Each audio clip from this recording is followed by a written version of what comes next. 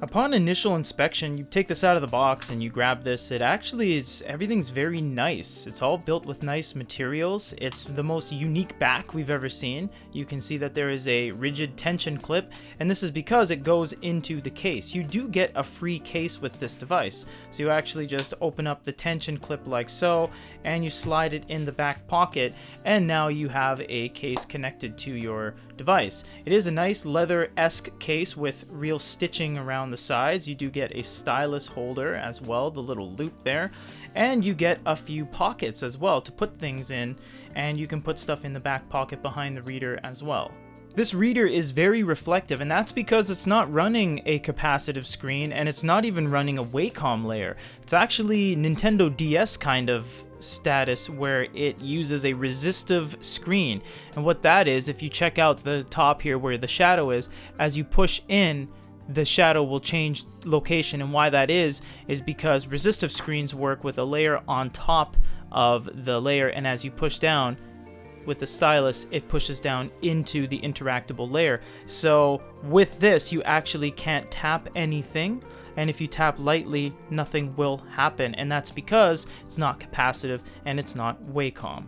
To stop you guys right now, if you don't want to proceed any further, it is only in Japanese, although there is English scattered about, and it's pretty easy to get a handle on it once you get used to it. It is basically separated into 3 sections: schedule, notebook, and to-do. It has a lot of interesting elements. For example, you can actually design the front of your little thumbnail by clicking here. You can actually remove all of what you've written here using the stylus, or you can just clear all, and then you can write and say Peter is cool. Then you can actually save that as your thumbnail image for your ledger. They also have a ton of different backgrounds. You can see right here, there's 1 day, 1 page, there's personal pages, there's 1 week, there's a lot of different layouts you can do, and you can actually choose the date range in which you want to have it in, and you can choose 30 pages or 958 pages.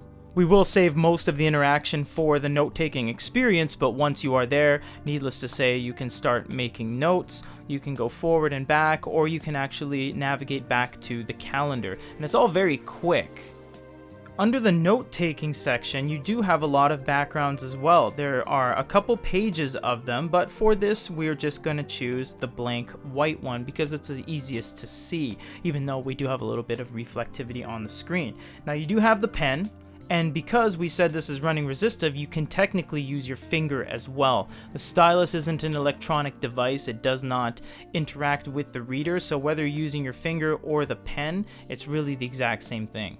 Eraser works the same. You navigate over to the eraser and you can do some pretty fine erasing, I must add. The resistive qualities is a little bit lower quality and it actually is older technology, but that doesn't mean it's not good. Resistive is still used today in Nintendo consoles and a bunch of other applications, like when you sign your name on credit card authorizations and stuff at the store. Those sometimes use resistive technology.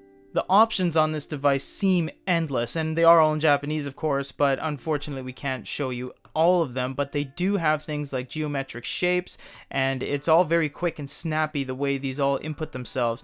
And like a Japanese device, who are the inventors of emojis, they have emojis, and lots of them. So you can choose yourself a monkey, stamp them in the center there, and there's tons of different stamps, big or small. There's a couple pages of stamps, and you can actually use some characters, Roman numerals, numbers, and some alphanumeric characters as well, so you can basically just stamp away all day long on this device, so it's very clip art friendly.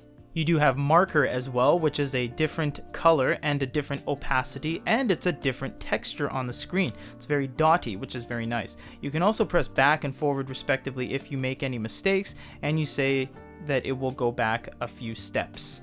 The options don't end there. You can actually click the wheel here and you get marker and pen thicknesses, designs, colors, and textures. You can see the marker. We can do rounded sides. We can do more rigid. We can choose the line thicknesses because resistive technology doesn't actually have pressure sensitivity. And you have colors of each respective section. So if I wanted a gray pen with a mid-range thickness, and I want my marker to be maybe a light gray with dots and a mid-range thickness, we now have the ability to toggle in between like so. So they have a lot of options to change your pen's colors, thicknesses, and so forth. If at any time there's too much staining on the screen, you just click the button right there. And this is actually not on the screen. This is hardware. You can see that it doesn't go away or change with everything else. And this is just a piece of plastic. It's actually painted on the screen. It's not part of the software.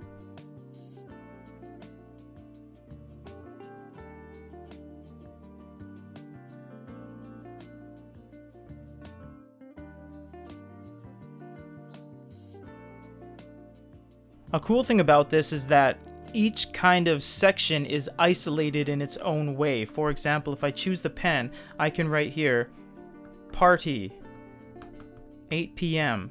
But then when I write over here, you can see it's now a checkbox or a star respectively, and everything kind of highlights itself and adds a date. So each kind of portion of it is editable in a different way. I can write over here up until the side, and I can knock off things that I have done or need to do, or star ratings, etc.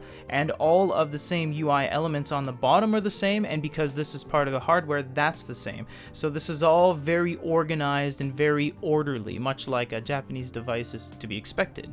Other than the obvious language barrier, there's nothing at all wrong with this device. It's extremely capable, it's highly customizable, it's built well, it has a very nice stylus, and if you lose the stylus, you can even use your fingertips. It's also one of the only devices that has stamps that doesn't involve you importing clip art from your device storage. This thing is actually pretty nice, and it won't break the bank exactly. It's around the $200 mark. It's overall a great deal. You get a free case, it's running USB-C, it's built well, it looks great. It's just the fact that it's only in Japanese and it doesn't allow you to choose German, French, Spanish, Portuguese, any other language is a little bit restricting. That and its ecosystem and everything is completely isolated in just basically Schedule, Notebook, and To Do. You can't import your own content or anything like that. If you want to see more on great devices like this, head over to youtube.com/goodereader and stay tuned for more, where we always have contests and great reviews of everything to do with e-ink. For goodereader.com and a full review of the Sharp WG-PN1, this is Peter.